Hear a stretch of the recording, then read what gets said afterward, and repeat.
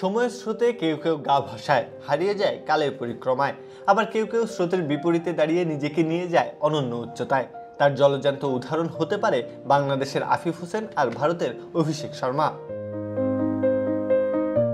2018 সালের অনূর্ধ্ব-19 বিশ্বকাপ শেষ হওয়ার পর থেকেই ক্রিকেট বিশ্বে এক ধরনের কৌতূহল কাজ করছিল।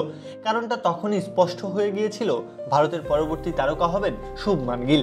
ব্যাটিং স্টাইল, শট বাছাই, টেম্পারমেন্ট সবই যেন ভবিষ্যতের বিরাট কোহলির ছায়া। আরও অনেক নাম ছিল আলোচনার টেবিলে, নাম ছিল বাংলাদেশের আফিফ হোসেনেরও। তবে একই ব্যাচে অভিষেক শর্মা ছিলেন না কোথাও। সে আসরে অভিষেকের রান ছিল মাত্র 78। শেষের দিক থেকে প্রথম হওয়ার অবস্থা প্রায়। প্রতিভার কোনো ছাপ রাখতে পারেননি, বিশেষ কিছু করে মুগ্ধ করতে পারেননি।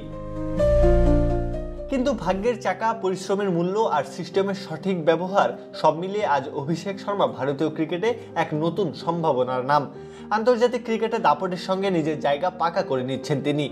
টি-20তে ব্যাট হাতে অভিষেক এখন প্রতিপক্ষের জন্য আতঙ্কের নাম। পাওয়ার হিটিং, ধারাবাহিকতা আর মানসিক দৃঢ়তায় তিনি হয়ে উঠেছেন ভারতীয় ক্রিকেটের নতুন পোস্টার বয়।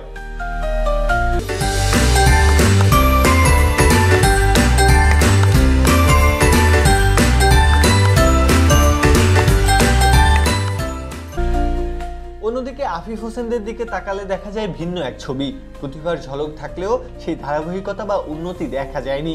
জাতীয় দলে আসার পরে এই আফিফরা কোথায় যেন হারিয়ে যান। একসময় যাদের নিয়ে স্বপ্ন বোনা হয়েছিল, তারা এখন টিকে থাকার লড়াই করছেন।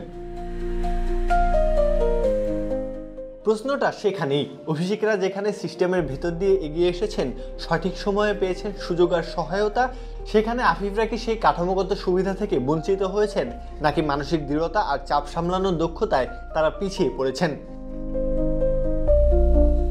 ক্রিকেটে শুধু প্রতিভা নয়, সুযোগ কাজে লাগানো, পরিশ্রম, সঠিক পরিকল্পনা আর মানসিকতার পার্থক্যই একজন খেলোয়াড়ের ক্যারিয়ার নির্ধারণ করে দেয়। কেউ চেষ্টা আর পরিশ্রম দিয়ে নিজেকে ভেঙে গড়ে তোলে, আর কেউ প্রতিভার জলাঞ্জলি দিয়ে হারিয়ে যায় বিস্মৃতির অন্ধকারে। প্রত্যহ কাব্য, খেলা ৭১।